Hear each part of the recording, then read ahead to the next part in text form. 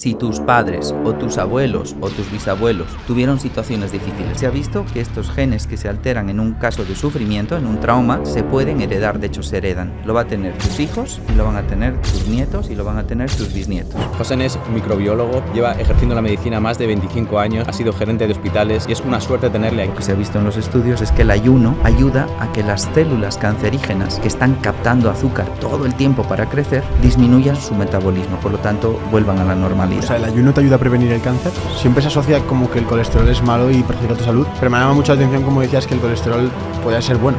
Sí, el colesterol es fantástico. En realidad esto se debe a un estudio que se hizo en los años 60-70 de muy buen marketing y de muy mala ciencia. El cortisol es la hormona antiinflamatoria y antialérgica más importante que existe en el cuerpo. Madre mía. Cuando una persona no está en su propósito, en su camino de vida, en el camino que tiene que seguir, se va a seguir enfermando todo el tiempo. ¿Cuáles son los elementos, los 4 elementos de los cuales depende tu salud? ¿Qué son? Es difícil estar sano, porque en esta sociedad de que den tanta información, parece que es difícil estar sano. Difícil estar sano. Yo creo que si no tienes las herramientas, si no conoces lo que te está enfermando, ¿no? Parece que fuese al revés, ¿no? En lugar de, si no sabes lo que tienes que hacer para estar sano, es difícil, es imposible. Pero también es difícil si no conoces lo que te está enfermando. Entonces es importante conocer cuáles son los elementos, los 4 elementos que te hacen, que están jugando con tu, de los cuales depende tu salud, ¿no? O sea, son 4 elementos principales. ¿Qué son? ¿Qué son? Digo, os lo cuento. La tensión. Por favor. Pues mira, la comida, las hormonas, las toxinas y los traumas. Estos 4 elementos. De estos 4 elementos depende prácticamente todo en la salud, tanto para estar bien como si tienes un diagnóstico o un síntoma o una enfermedad, depende de estos 4 factores. Empezamos por el último, traumas. Traumas, ¿quieres empezar por el último? Muy bien. Pues mira, los traumas, hasta hace poco, ¿no? Creíamos que los traumas pues eran una cuestión como mental o emocional, ¿no? De tal manera que si te fallaba algo a nivel mental o emocional, se buscaba un trauma, ¿no? Entonces ibas al psiquiatra, habitualmente un médico especialista en psiquiatría, y te preguntaba, y cuénteme qué tal su infancia, y cómo ha sido su desarrollo, y qué tal sus padres, ¿no? Y entonces te recogía esto. Si creían que era más emocional, te mandaban al psicólogo directamente, te decían, bueno, pues vete al psicólogo a ver si has tenido algún trauma, un desengaño, alguna situación que te puede haber afectado el funcionamiento de tu cuerpo, o de tu cabeza, o de tus emociones.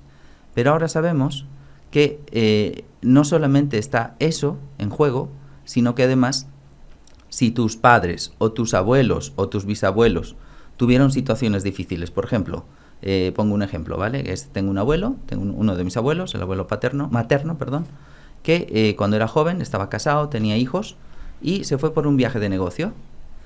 Y cuando regresó del viaje de negocio en esa época, imaginaros, ¿vale?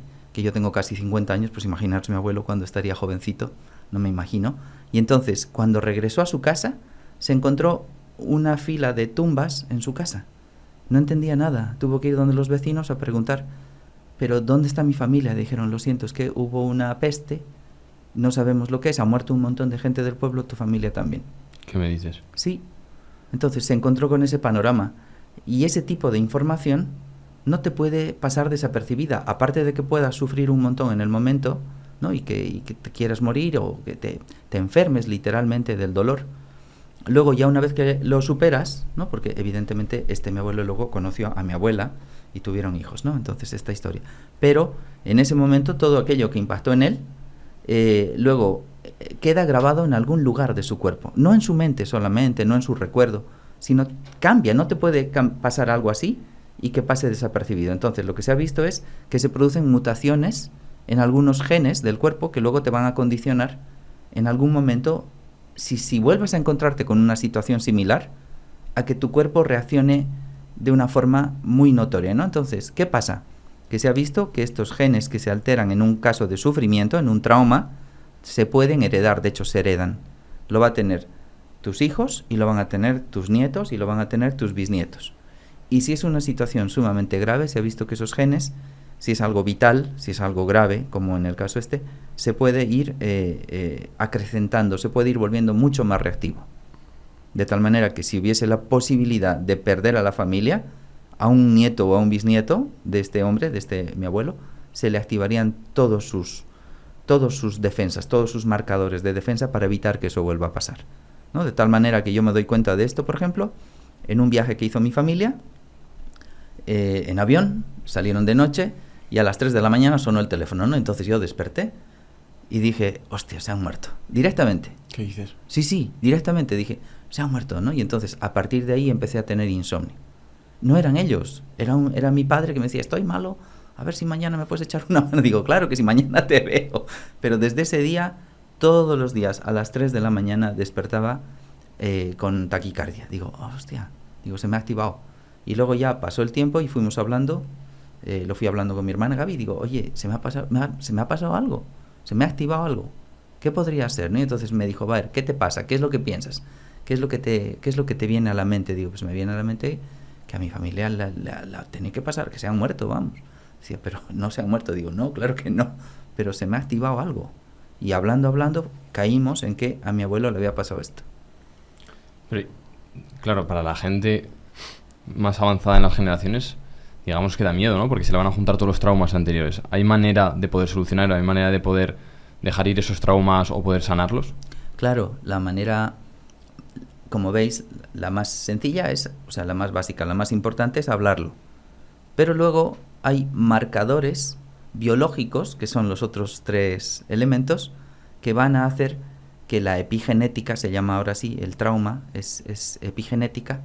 Ahora explico lo que es la epigenética, que el trauma se active, ¿no? Por ejemplo, pues hablando de la comida, por ejemplo, aunque no me lo habéis preguntado, pero por ejemplo, ¿cómo podrías hacer para que no te pasen estas cosas? Pues primero hablarlo, primero conocer tu historia, porque si no la conoces difícilmente también. Es importante recoger lo que te esté pasando, por ejemplo a mí, una llamada telefónica. Me viene a la cabeza que no está mi familia, que le ha pasado algo. ¿De dónde? ¿Qué es lo que me he imaginado? Que se han muerto directamente. Digo, ¿por qué me viene esto a la cabeza? ¿De dónde me viene esto? Entonces, recogiendo la historia familiar, digo, claro, tiene que haber sido algo así. ¿Qué otros factores influyen? Entonces son los otros 3 grandes factores. La comida. ¿Cuáles son grandes detonantes de los traumas? Pues el gluten y las harinas, por ejemplo. Son grandes detonantes de trauma. Es como si mantienen al cuerpo y a la mente y a las emociones totalmente a la defensiva, es decir, estresan la biología. Son factores estresantes. La llamada telefónica a las 3 de la mañana mientras estoy yo tan ricamente dormido es un factor estresante. Pero también lo sería el gluten y las otras harinas, los cereales, porque son sumamente inflamatorios. Mantienen al cuerpo en un estado de estrés continuo. Entonces ese sería otro de los factores. El sistema hormonal, pues sería, por ejemplo, que yo tenga deficiencia de vitamina D, ¿no? Y que, por lo tanto, mi cuerpo está en continua amenaza por deficiencia de vitamina D y, por lo tanto, ante un factor estresante, sea el que sea, como en este ejemplo, pues voy a tener más reactividad, más facilidad de entrar en el shock directamente. ¡Pum! Yo creo que tal, ¿no? Imaginarme cosas que no han pasado. Y eso es por deficiencia de vitamina D. Ya se ha vinculado que la vitamina D está relacionada tanto con la depresión como con la ansiedad. Entonces, por supuesto que la deficiencia de vitamina D influye en este punto.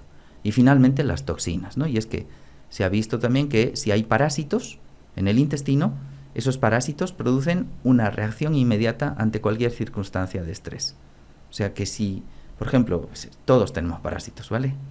Esto lo sé porque soy microbiólogo y parasitólogo clínico. Estamos llenos de parásitos todo el mundo. Entonces, en Europa también, todo el mundo. Entonces, ¿qué pasa? Que si tengo una situación traumática y tengo el intestino lleno de parásitos, ellos comen, viven, se reproducen, se mueren y sueltan todas sus toxinas en mi sistema digestivo. ¿Cuál es el problema? Que el sistema digestivo absorbe todas las toxinas de estos bichos también. O sea, alimentos también, claro, los nutrientes. Y las toxinas de los parásitos también. Y son toxinas neurotóxicas. Incrementan enormemente la percepción del estrés. Normal, son toxinas, ¿no? Entonces te mantienen como muy alerta en relación a todas las cosas que están pasando a tu alrededor. Wow, increíble cómo se puede relacionar una experiencia de un familiar que ya no está contigo, como es tu abuelo, con tu salud actual. Claro, tú esto, ¿cómo empiezas a investigarlo? ¿Cómo te da por empezar a escuchar este tipo de corrientes? Porque claro, lo escucha una persona muy orientada a la ciencia, a los datos empíricos, a la información testada por estudios, y le puede pensar, no, pero eso demuéstramelo, quiero verlo como con una analítica, ¿no? Sí. ¿Cómo es tu trayectoria profesional y en qué momento hace ese giro en el camino a estar abierto a esa posibilidad de que la salud no sea simplemente una analítica de sangre, una dieta y unos factores físicos que te pasan a ti, sino toda esa parte paralela, más espiritual, más de traumas, más mental, que está afectando a tu salud? ¿Cómo transcurre tu carrera profesional para que pase eso? ¿Cómo vinculo lo que te pasa en la vida o las cosas que son incluso más antiguas que tú a la parte más biológica, más hormonal, más analítica, más médica? Pues lo hago a través de una situación que vivimos con mi hermana, que vivió mi hermana, que fue un cáncer de útero, y entonces dije, empezamos con ella, ¿no? Ella fue la que tomó una iniciativa que fue hacer cambios en su alimentación, empezar a tomar suplementos, con la creencia, con la esperanza de que esto le ayudase a resolver su situación de cáncer, el diagnóstico que tenía.